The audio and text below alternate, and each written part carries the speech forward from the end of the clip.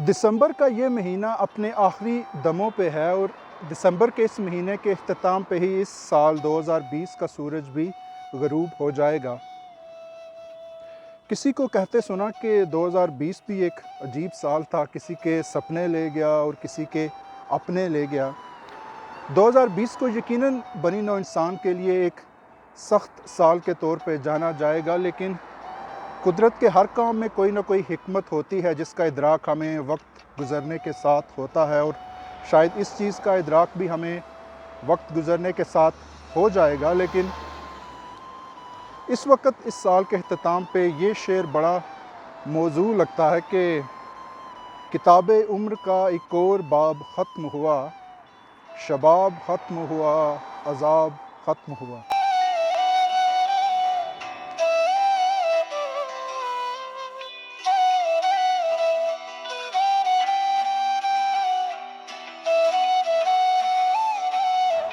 इस छोटी सी वीडियो में कुछ सेकंड्स में हम इस गुज़रे 2020 साल के हालातों वाक़यात को छोटे छोटे क्लिप्स की शक्ल में देखते हैं, जिस पे कोरोना यकीनन हावी रहा,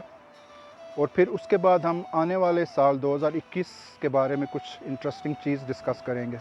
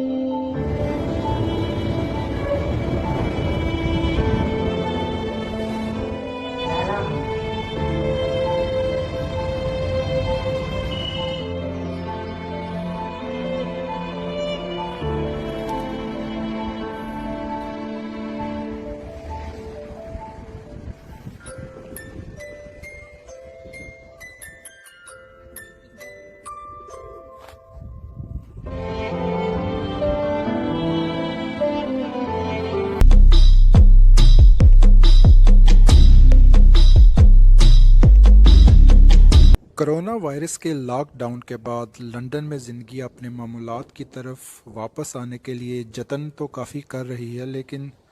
कोरोना वायरस ने ज़िंदगी के तमाम मामूलात में कुछ ऐसी मजबूत छाप छोड़ी है कि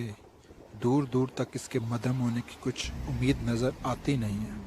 बसेस में एक वक्त में 20 लोगों से ज़्यादा लोग सवार करने पर पाबंदी है, इसलिए सुबह सुबह चेहरों पर फेस मास्क जकड़े लोग बेचारे सड़कों पर अगली बस का इंतज़ार करते हुए नज़र आते हैं। उधर रेलवे स्टेशंस का भी यही हाल है, जगह जगह 2 मीटर डिस्टेंस या फासला रखने के हुक्म चस्पा हैं, जगह जगह सैनिटाइज़र की मशीनें नस्ब की गई हैं। और इस वक्त अभी दिसंबर अपने आखिरी दिनों में है, और इस वक्त भी लंदन टियर 4 रिस्ट्रिक्शन यानी कि सख्त किस्म के लॉकडाउन के ज़ेर साया है। और इस वक्त मैं आपको एक बिज़ी रोड के मिडल में हरामा हरामा चलते हुए नज़र आ रहा हूँ, क्योंकि इस लॉकडाउन की वजह से ये रोड भी इस वक्त सुनसान पड़ी है। तो आप इन बिज़ी रोड्स के मिडल में वॉक कर सकते हैं।